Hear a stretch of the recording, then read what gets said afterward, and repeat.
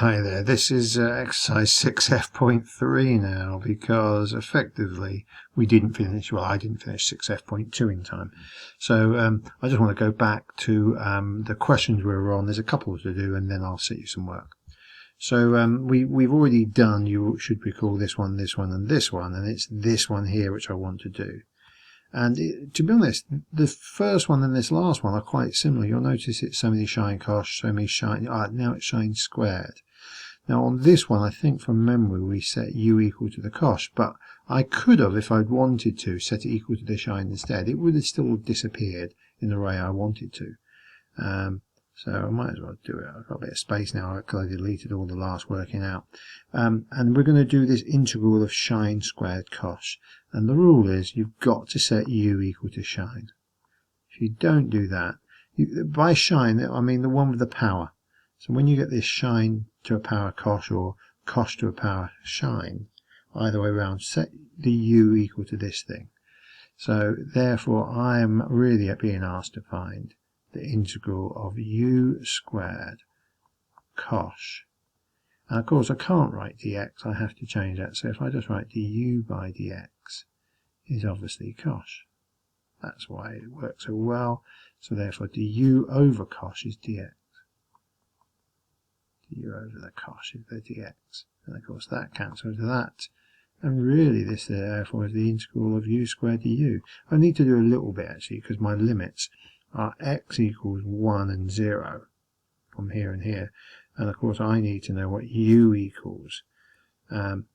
U is shine of x, so it's shine of 1 and u equals shine of 0. There's no nice way of writing shine of 1. If you type shine of 1 in, you don't get a nice answer. Well, you could think of it as in terms of ease, but not particularly nicely. But either way, this becomes u cubed over 3. Now between. Now the nice thing about shine of 0 actually, that is actually something that I can write that as 0. But this is shine of 1. So therefore it becomes the shine of 1. Whatever that is, cubed divided by 3, and if I put 0 in I get 0 out, so I'll just type this into my calculator. So it's I have to on this one press the option and the hyperbolic functions shine of 1 close bracket 1.17. I'm going to cube it and divide it by 3. I get 0.541. I'm getting those answers back again. 0.541, so that's worked. So at least we know we've done it right. 0.541, and that's done. Last question: find the area under the curve. Now I've not shown you any of this yet, so I definitely will need to. So let's just have a look at this. So I've given you a little hint in the question. I've said if we are going to, as we are, because it says area under a curve, and we should by now know that if you want the area under a curve, you're going to integrate. And we're going to integrate, it would seem, between what seems to be fairly odd choices, but it tells me what they are here. It says 5 over 4, which we know is 1.25, and 5 over 3, which is 1.67. But, you know, in between those two numbers, I'm going to integrate. And what am I going to integrate? It tells me to integrate the area under the curve, so it's 1 over x squared minus 1. And on the face of it, we don't know how to do that until you start thinking to yourself, hang on a bit. Let's follow that hint. It says the integral of 1 over the square root, and x is cosh u. Okay, then it's therefore cosh squared u, because obviously it says x squared. It's minus 1 as well. So I've got to do that. I'm finding the integral of 1 over cosh squared u minus 1. And you should remember that, I'll do it here, that cosh squared x minus shine squared x equals 1. And so you immediately are able then to move that over there and that over there, and you can see that cosh squared minus the 1 will equal shine squared. And of course it's shine squared, but then it's square rooted, So this actually becomes, I'm just going to write it here, I won't worry about too much detail at the moment. It becomes 1 over the square root of shine squared, which is 1 over shine u. Now, of course, I'm still in dx's here. So I need to do a bit of work. du by dx. Dx by du this time. It's unusual. We don't normally see it that way around, but we have to do it that way around because it says x equals so many u. So therefore, when I differentiate, I get dx by du. And dx by du this time, well, if I differentiate cosh with respect to the u, I get shine u. And of course I want dx, so unusually I don't have to swap this around properly. I know that dx will equal shine u du. It just moves up and the shine u stays up there. So I can replace the dx with shine u du, and very nicely they disappear and it becomes the integral of 1 du. It's almost unbelievable. I've got to be a little bit careful because this x value here and here are x values of exactly that. I want u values, so I'm going to have to work those out. I know that x is cosh u.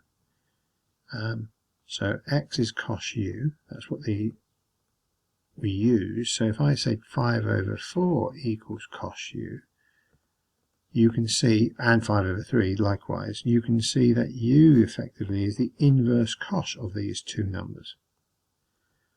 And I've put this up here because this is a reminder of what you get given in the formula book. You get told how to, this is inverse cosh, I missed out the inverse. You can inverse cosh a number by putting that 5 over 4 in there. So this becomes the log of 5 over 4 plus, now I've got to do the square of 5 over 4. So I might as well do it on my calculator. 5 over 4 squared, I get 25 over 16 obviously, minus the 1 is 9 over 16, and of course I've got to square root it. It's the square root of all this stuff. So the square root of that is 3 over 4, and suddenly this is making sense as to why they give me such weird numbers. This is 8/4 or 2, so log 2. And what's the other value that I'm meant to use? I'm meant to use 5 over 3. So if I put 5 over 3 in there instead, it becomes the inverse cosh of 5 over 3 that I have to do. And that will become the log. Again, I'll put this in, it will be 5 over 3 there. So 3 honest. And I've got to do that squared. So 5 over 3 becomes 25 over 9. I take away the 1, which is now the 16 over 9, and when I square root it, I get 4 over 3, so it's plus 4 over 3. And so suddenly you see this is log 9 thirds, which is log 3. Now, I've got a lot of working out there, so if I just rub out, I'm going to just get the eraser. So then I'll remember that 5 over 3, because I'll want that. That log 3, sorry, and I'll remember the log 2 for the first one. I'll just make myself a bit of space. Normally I wouldn't bother with this, but I've got a bit of time, so I will. Now let's go back to where we were. Let's get myself a pen again.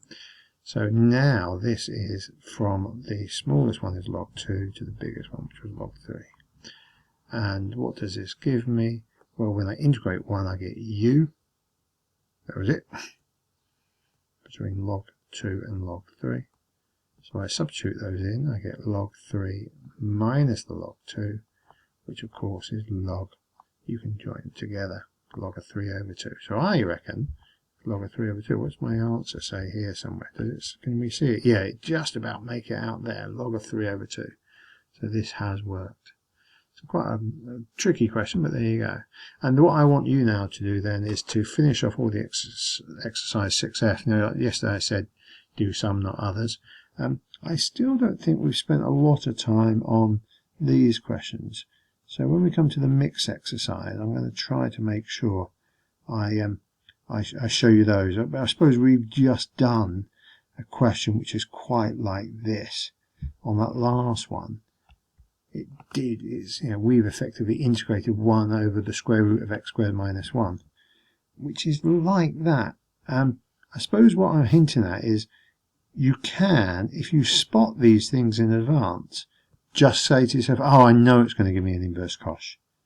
And we'll look at that next time in our mix exercise, because I think it's important we see a few more like that. But for now, have a look at exercise 6F, finish off whatever you can. If you get any weird ones, you might want to use that little table at the bottom of the screen. Other than that, we'll look at those properly in the mix exercise. Best of luck.